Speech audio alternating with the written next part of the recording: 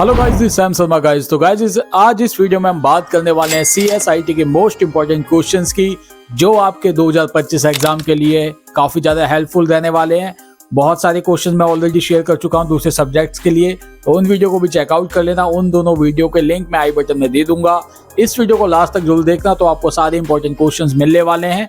तो please make sure करना channel को जरूर सब्सक्राइब करके जाना एंड वीडियो को लाइक करना मत भूलना। इतनी एफर्ट डाल रहा हूँ तो वीडियो को लाइक करना जरूर बनता है, और अपने कोई भी डाउट्स हो तो कमेंट सेक्शन के अंदर जरूर शेयर करके जाना। तो विदाउट एनी डिले अब वीडियो स्टार्ट करते हैं। So let's get started. So guys, video के मेन टॉपिक पे जाने से पहले अगर आप किसी भी डिग्री में एनरोलमेंट कराना चाहते हैं MET ऑनलाइन के अंदर, तो जनवरी बैच के एडमिशन स्टार्ट हो चुके हैं। तो आप मेरे से इस नंबर पे कांटेक्ट कर सकते हो। बहुत सारे स्टूडेंट अपने काउंसलर से परेशान हो रहे हैं कि भैया ये फेक काउंसलर है या जेन्युइन है, हमको किस तरीके से वेरीफाई होगा। तो ये सारी चीजें में अगर आप फंसे हुए हो तो आप मुझसे कांटेक्ट कर सकते हो। तो मैं आपको एक जेन्युइन एंड ऑथेंटिक काउंसलर से कांटेक्ट कराऊंगा, जिनसे मैंने अपना एडमिशन क्लोज कराया था। मेक श्योर करना कि आप मुझे व्हाट्सएप या कॉल दोनों में से कुछ भी कर सकते हो। तो बाकी सारी डिटेल्स मैं आपको ओवर द कॉल और व्हाट्सएप पे शेयर कर दूंगा। तो अब बात करते हैं कौन से होने वाले हैं CSIT के मोस्ट इंपॉर्टेंट क्वेश्चंस, जो आपके 2025 एग्जाम के अंदर काफी ज्यादा इंपॉर्टेंस रखेंगे। क्योंकि बहुत सारे स्टूडेंट्स को मैं ऑलरेडी शेयर कर चुका हूँ बिजनेस कम्युनिकेशन के एंड C प्रोग्रामिंग के इंपॉर्टेंट क्वेश्चंस, जो मेरे अकॉर्डिंगली आपके एग्जाम के अंदर आ सकते हैं। वो अपनी वीडियोस के लिंक में सारी आई बटन में देने वाला हूँ। उन वीडियोस को जरूर चेकआउट कर लेना अगर आपने अभी तक वो वीडियोस नहीं देखी हैं। बाकी मॉक टेस्ट, एडमिट कार्ड वाली वीडियोस में मैं कवर कर चुका हूँ। तो अगर आप लोग अभी तक मॉक टेस्ट नहीं अटेम्प्ट कराया अपना, या आपने एडमिट कार्ड नहीं बना अपने जनरेट नहीं किया है, तो वो वीडियोस भी जरूर चेकआउट कर लेना। तो डायरेक्टली हम अपने क्वेश्चंस के ऊपर मूव करने वाले हैं। मेक श्योर करना अपने एंड से ही प्रिपेयर करके जाओ। ये क्वेश्चंस आपको हेल्प जरूर करेंगे, बट इन्हीं क्वेश्चंस के ऊपर डिपेंड होकर आपको अपने एग्जाम के अंदर मत जाना। हो सकता है कि आपको ये चीजें वहाँ पे गलत लगे, मतलब कि आपका एग्जाम अच्छा ना जाए एंड आपके परसेंटेज काफी कम हो, या हो सकता है आप फेल भी हो जाओ।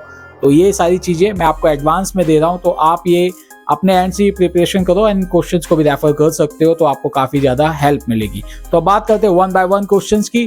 थोड़ा सा डिले होगा, जैसे कि मैं अपनी हर वीडियो में बोलता रहा हूँ, मेरी आईज पे फ्लैश पड़ता है तो थोड़ी वीडियोस डिले होके आएगी, बट कोशिश करूंगा कि ये वीडियो मैं ज्यादा लंबी ना बनाऊं। तो आपको जल्दी से जल्दी हम क्वेश्चन डिलीवर करते हैं। तो सबसे पहला क्वेश्चन होने वाला आपका जो CSIT का एक्सप्लेन जनरेशन ऑफ कंप्यूटर। तो जनरेशन ऑफ कंप्यूटर्स के बारे में आपको मोस्टली स्टार मार्क वाला क्वेश्चन बनता है, जो आपके CSIT वाले सब्जेक्ट में से आ सकता है आपके एग्जाम के अंदर, और ये थ्योरी सेक्शन के अंदर ही आने के ज़्यादा चांसेस होते हैं। मैंने इसको 2-3 एग्जाम्स के अंदर देखा है।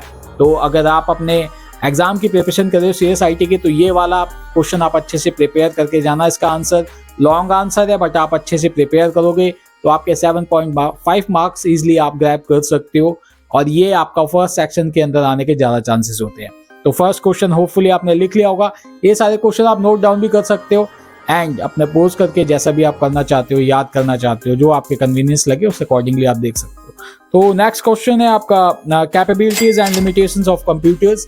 तो कैपेबिलिटीज एंड लिमिटेशंस के बारे में आपको डिफाइन कर मतलब एक्सप्लेन करना है कि क्या क्या कैपेबिलिटीज होती हैं कंप्यूटर्स की एंड क्या लिमिटेशंस हैं उसकी कंप्यूटर्स के अंदर में। जैसे कि एज ए ह्यूमन हम क्या क्या हमारी लिमिटेशंस होती है, उसके ऊपर हम काम नहीं कर पाते।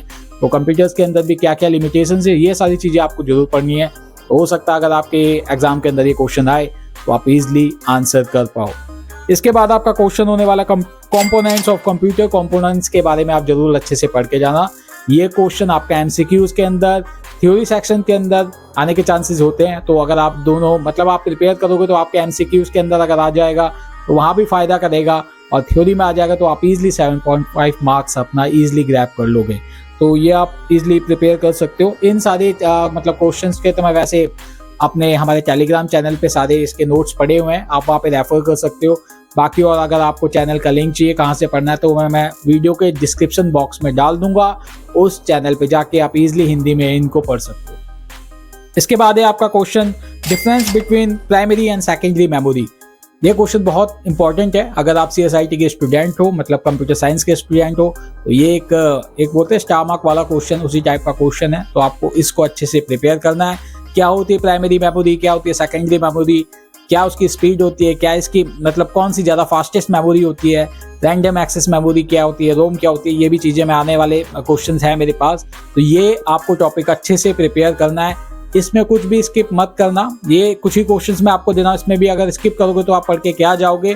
तो इनमें से कोई भी टॉपिक आप मिस मत करना और अच्छे से ही प्रिपेयर करके जाना। कोई भी लाइन मिस मत करना, स्किप मत करके करना कि 2 लाइनें पढ़ ली उसके बाद छोड़ दिया। तो होपफुली ये क्वेश्चन आपने नोट डाउन कर लिया होगा गाइस। एंड इसके बाद है what is a flash memory. Flash memory भी एक मेमोरी का पार्ट होता है, तो इसके बारे में भी आप इजीली पढ़ सकते हो। इसके चांसेस कम है थ्योरी सेक्शन के अंदर आने के, बट हाँ ये आपका एमसीक्यूज के अंदर आ सकता है, तो ये आपके लिए काफ़ी इंपॉर्टेंट हो सकता है। इसके बाद है आपका डिफरेंस बिटवीन रैम एंड रोम। तो रैम क्या होती है, रोम क्या होती है, जो मैं अभी आपको बता ही रहा था मेमोरीज के बारे में। तो इसके बारे में आप अच्छे से पढ़ना। ये सारे टॉपिक बहुत इंपॉर्टेंट हैं आपके सब्जेक्ट के। इन्हीं टॉपिक्स को मैं आपको बता रहा हूँ ताकि आप अच्छे से प्रिपेयर कर पाओ, पहले से आपको अवेयरनेस हो जाए कि इन टॉपिक्स में से आने के ज़्यादा चांसेस होते हैं। एंड मैंने अपने एग्जाम के में तो देखे ही थे ये क्वेश्चन, एंड उसके बाद भी कुछ एग्जाम जो अटैम्प्ट किए गए हैं एमईटी में, जो मेरे जूनियर्स हैं उन्होंने अटैम्प्ट करे हैं, तो उनके एग्जाम्स में भी इनमें से कुछ क्वेश्चंस आए थे। तो आप भी इन टॉपिक्स को अच्छे से रेफर करना, ठीक है। तो होपफुली आपने नोट कर लिया होगा। इसके बाद है आपका what is a cache memory. तो कैश मेमोरी के बारे में आपको पढ़ना है कि कैश मेमोरी कितनी मतलब क्या काम करती है, इसका एग्जैक्टली वर्क क्या होता है, किस जगह पे पॉइंट करी जाती है, कितना स्पेस होता है, ये सारी चीज़ें। रजिस्टर्स क्या होते हैं, रजिस्टर जो आपके नोटबुक वाले नहीं, जो कंप्यूटर्स के रजिस्टर्स होते हैं उसकी क्या स्पीड होती है, क्या कौन सी फाइल वो अपने अंदर स्टोरेज करके रखते हैं, ये आपको पढ़ना है। इसके बाद है आपका टाइप्स ऑफ सॉफ्टवेयर। तो टाइप्स ऑफ सॉफ्टवेयर के बारे में आपको पढ़ना है, कौन कौन से सॉफ्टवेयर होते हैं, एप्लीकेशन सॉफ्टवेयर, सिस्टम सॉफ्टवेयर। तो इसके बारे में आप कंफ्यूज हो सकते हो अगर उन्होंने क्वेश्चन पूछ लिया, तो इसके मैंने ज़्यादा चांसेस एमसीक्यूज में लगते हैं। अगर थ्योरी में आ जाएगा तो बहुत अच्छी बात है, तो आप इसको जरूर प्रिपेयर कर लेना। इसके बाद है व्हाट इज ऑपरेटिंग सिस्टम। देखो इसके बाद आपके सारे ऑपरेटिंग सिस्टम से रिलेटेड ही मैंने क्वेश्चन नोट डाउन करे हैं, जो बहुत ही ज़्यादा इंपॉर्टेंट आपका चैप्टर भी है CSIT के अंदर। इवन ये क्वेश्चंस मैंने उसी के अंदर से लिए हैं, तो कोशिश करना ऑपरेटिंग सिस्टम के जो चैप्टर्स हैं उनको बहुत अच्छे से प्रिपेयर करना, कोई भी चीज़ मिस मत करना। सारे क्वेश्चंस आपके 3rd number, 4th number, 5th number chapter जो हैं उसी के अंदर से लिए जाते हैं थ्योरीज के अंदर। तो उन चैप्टर्स को पूरा अच्छे से पढ़ डालो, कोई भी टॉपिक मिस मत करना। तो आप टाइप्स ऑफ सॉफ्टवेयर के बारे में and what is operating system, operating system के बारे में अच्छे से पढ़ना। क्या होता है ऑपरेटिंग सिस्टम, एग्जैक्टली वर्क क्या होती है उसकी, मतलब क्या ड्यूटीज़ होती हैं, किस तरीके से वो CPU मतलब अपने कंप्यूटर्स को ऑपरेट करता है, किस तरीके से काम उसका डिवाइड किया जाता है, जो प्रोसेस किए जाते हैं मतलब हमारे वर्क को। तो वो सारी चीज़ें अच्छे से पढ़नी है, कोई भी मिस मत करना। इसके बाद है आपका guys explain difference between multi programming and multitasking. Multi programming and multitasking बहुत इंपॉर्टेंट टॉपिक है, इसको अच्छे से ही पढ़ना है, कोई भी लाइन मिस मत करना। बार बार इसलिए कह रहा हूँ क्योंकि इसमें से ये लॉन्ग आंसर्स होने वाले हैं, तो इसको अच्छे से पढ़ोगे तभी आप लिख पाओगे। तो इनको अच्छे से प्रिपेयर करके जाना, कोई भी लाइन मिस मत करना। एंड लास्ट होने वाला आपका question types of operating system. तो जैसे मैंने बताया आपको पहले ही, व्हाट इज ऑपरेटिंग सिस्टम एक पार्ट है, and types of operating system कौन कौन से होते हैं, batch operating system, real time operating system, ये कौन कौन से होते हैं, इसमें क्या फ़ायदा होता है, क्या इसके एडवांटेजेस हैं, क्या इसके डिसएडवांटेज हैं, ये सारी चीज़ें भी पूछी जा सकती हैं आपके थ्योरीज के अंदर। और ये फर्स्ट सेक्शन के अंदर ही ज़्यादा आने के चांसेस होते हैं। सेकंड सेक्शन आपका टोटली केस स्टडीज़ वाला होता है, तो वो आपको केस देंगे, उसके अकॉर्डिंगली आपको क्वेश्चंस पूछते हैं। बट यहाँ पे आपको ये सारी चीज़ें मैं बता रहा हूँ जो फर्स्ट सेक्शन होता है और आपके MCQs होते हैं। तो अगर आप ये सारे टॉपिक कवर करोगे तो MCQs में तो फ़ायदा करेगा ही करेगा, प्लस आपको ये फर्स्ट सेक्शन जो आपका 15 मार्क्स का होने वाला है उसमें भी काफ़ी ज़्यादा फायदा करेगा।